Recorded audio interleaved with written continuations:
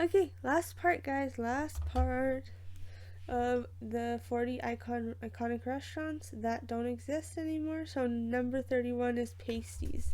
Or pastis or pasties, not sure. This one was opened in 1980. The French cuisine and Parisian bistro decor made it a fixture in the New York City restaurant circuit, a spot that's been sorely missed since it shuttered its doors in 2014.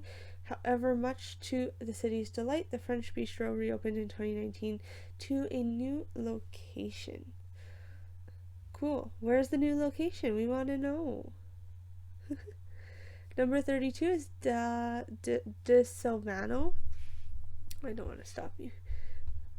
Spent 45 years serving up authentic, high-end Italian cuisine in Greenwich Village. Sadly, the restaurant, famously for its outdoors dining and frequent celebrity presence, closed in 2016 due to high minimum wage costs and increase in rent. So if you're in the States, why? Why does it matter to raise someone's minimum wage? Because guess what? It's not right that they get paid only $8 an hour. We're here in Canada getting paid like minimum 16. However, that's still really low. We need to up our wages, and I'm only gonna say that once. Our wages just need to be upped. Anyways, next one is 33 Carnegie Deli. I mean, going back 1 second, I do feel sad that the restaurant had to close, and I get it. It's not always easy to own a restaurant. I've never owned one, but I just know it comes with challenges owning any kind of business. When it comes to a restaurant too, there's a lot you have to think about. Well, in any business, really, there's a lot you have to think about. Anyways, number 33, Carnegie Deli was a staple in New York City deli scene Carnegie Deli was a staple in the New York City deli scene, with customers willing to wait down the block for a table at the famed delicatessen. If I pronounce that, I'm sorry. If I pronounce that wrong, I'm sorry. But after 78 years of serving up pastrami and slaw, it closed permanently in 2016. So, people who live in New York or been in New York, please let me know in the comments below like some of the best delis to go and see or go try, because I love a nice sandwich. I love sandwiches. Big on sandwiches. Number 34 is Beso. Eva Longoria's Hollywood hotspot Beso, which opened in 2008, temporarily closed in 2016 for renovations. However, the following year was revealed the restaurant would be reopening under new ownership and a new name. So where and what's the new name? We can't just leave that stuff out. We can't. We gotta know. We gotta go try these foods when we get to these cities one day. Number 35 is Lums, or Lums. Lums restaurant was founded by two brothers in Miami Beach who took their famous beer-steamed hot dogs from location to over 400 franchises around the country. In 1971, they sold the company to the owner of KFC, John Brown. For years, the chain was a staple in shopping malls, but after a new owner, the Swiss company Wienerwald Holdings, filed for bankruptcy, many of the franchises were forced to close. The last Lums restaurant shut down in 2017 in Bellevue, Nebraska. Shopping malls. Okay, I was gonna say KFC doesn't sell them, but yeah, I misinterpreted that. My bad. But no, new owners ended up filed for bankruptcy, so they were forced to close, sadly. Number 36 is Sushi Samba. Ooh. The Japanese, Brazilian, and Peruvian restaurant held prime reality in New York City's West Village and was a buzzworthy restaurant throughout the late 90s and early 2000s. Although the Miami location is still open, the famous New York lounge shut down in 2017. What? Why do you guys do that?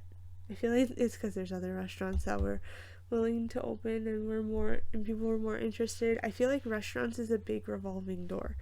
One goes out, one comes in. One goes out, one comes in. And it's just because it's such a competitive industry. We all like our food, we all like sushi, right? Or maybe not all of us, but it's a big revolving door, and I think that's how it will always be, no matter what. Where 1 year maybe your restaurant won't do the best, and then the other 5 years will be the best years of your life. You have no, like, it's predictable, and then at the same time I think it could be there's ways where it could be unpredictable. Anyways, next one is the Howard Johnsons. So that one is restaurants were everywhere during the mid-century as their notorious orange roofs and fried clams fed in housed roadside travelers across the country. Sadly, they started to disappear in the new millennium. Of course, Le Cirque, so number 38, Le Cirque became famous for its decadent French cuisine in the 80s and had a reputation for fine dining in 2006.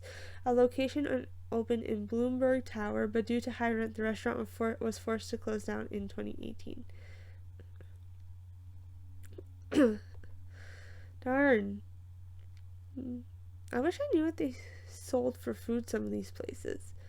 I wonder if I looked online more and did some more research, because some of these restaurants probably were really good. But yeah, I could see it being hard to keep up, especially in New York City, and other places that are really popular towns to live in or to work in. I could see it being really expensive, the rent.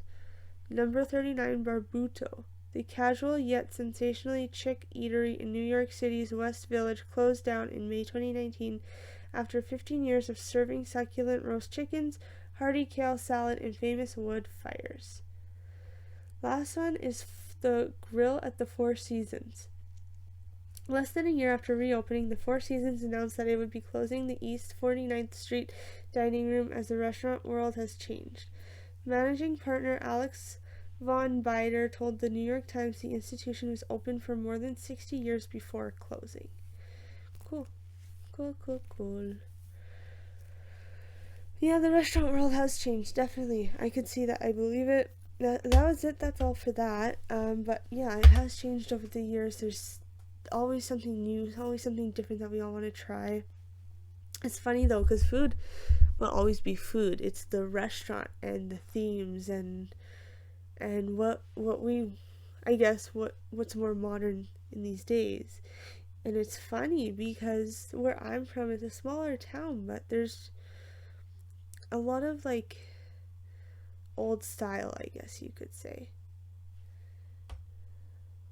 Yeah. Anyways, that is it for me. That is all for now. Keep smiling, keep shining. I'm gonna keep working on more let me know in the comments below. Again, I'm gonna say it again. Let me know in the comments below of all of the different abandoned restaurants or other restaurants you'd like to see from me. It's cool, it's creepy, but these ones were not creepy. These ones were meant to be more fun and exciting, because that's what I like to see sometimes too, is more positive areas. I know these aren't really positive because they were closed down, but they're something to have a memory of. Even though we didn't live it, maybe we weren't there to see it, to see the restaurants unfold. But at least now we know where they all come from and stuff. So it's pretty cool. But anyways, you guys keep smiling, keep shining. Have an awesome rest of your evening. Bye now.